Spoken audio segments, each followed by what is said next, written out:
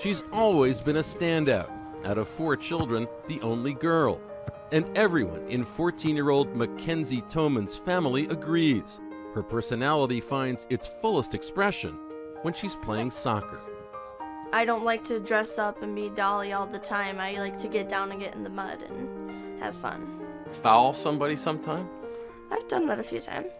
When the person's being like really annoying and getting right up on me and I'm just like, get off, just away.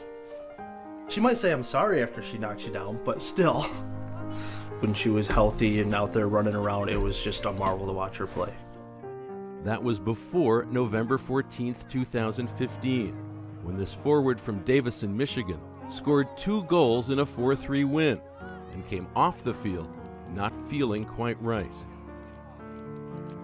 My leg was numb. I was like, Dad, I need to sit for a few minutes. It's numb. I just need to make sure it'll wake up. My mom ended up taking her to the pediatrician for us.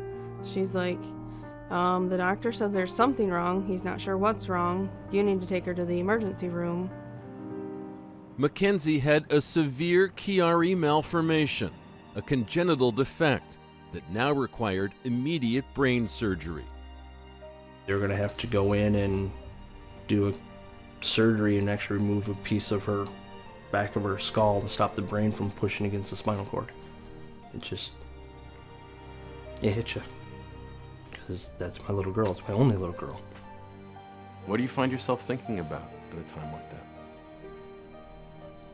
Everything.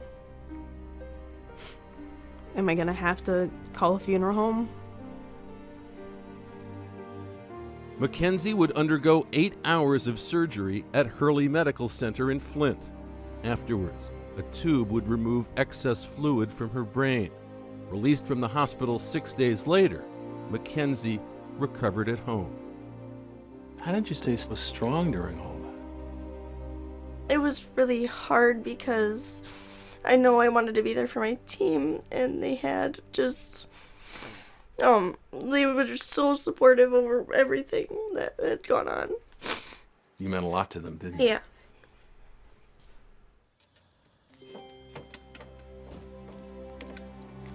Months later, she returned to school, riding the bus with her brothers. Doctors ruled out contact sports. A blow to her head could have severe consequences. But Mackenzie was desperate to play soccer again. When I first looked up like soccer had gear, I was like, this would work. And my mom was looking at it and she's like, well, you gotta choose color. I'm like, simply red. And it matches your hair. Yeah, but it's not quite this red.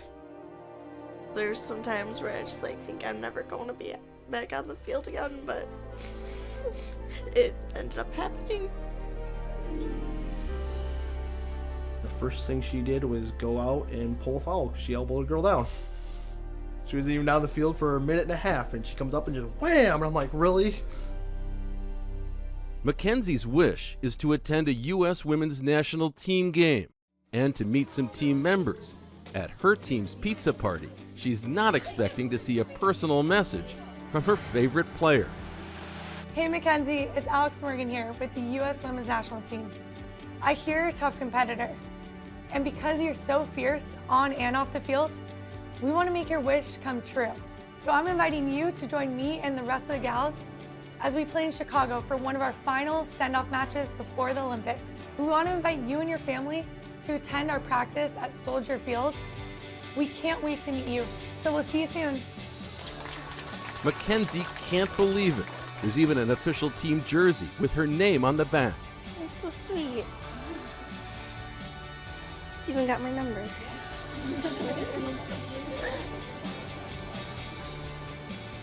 Days later, Mackenzie and her family are in Chicago, where a tricked-out limo lets them enjoy the city sights and whisks them to Soldier Field. She's all access at the team's practice. And then, she's on the pitch herself and gets a big hug from Alex Morgan. Were you surprised when you got the Yes, message? I was very You were surprised. super surprised? Yeah. Have you ever been to one of our games before? No. Do you want to, I don't know, kick the ball around? And Sure. Suddenly, it's a dream come true. as the teenager who feared she might lose soccer forever is passing it back and forth with a player she's idolized as they get to know each other. Do you like having your dad as coach? Yeah, it's pretty fun. Most of the time? Yeah. Yeah. My dad was my coach till I was like 13. As practice draws near, they're joined by members of the coaching staff as Mackenzie shares her lifelong involvement with the game they all love. When I was born, my older brother Matt was in like U6, and a week later he had a game and my mom had me out there when he was playing. Yeah. So she had the stroller out there with me. It's like Mackenzie is part of the team, and when midfielder Allie Long stops by, no topic is off limits. My mom actually found a recipe to make snow ice cream. No way. Yeah.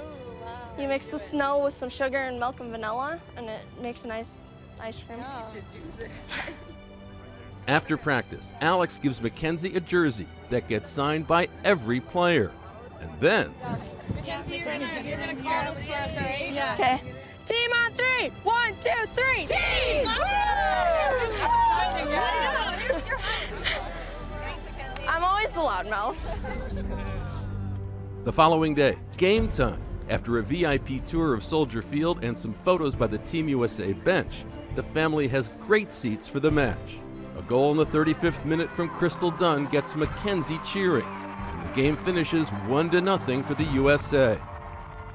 Afterwards, there's a game ball for Mackenzie and a final goodbye. So good to meet you. It's the perfect end to a winning wish.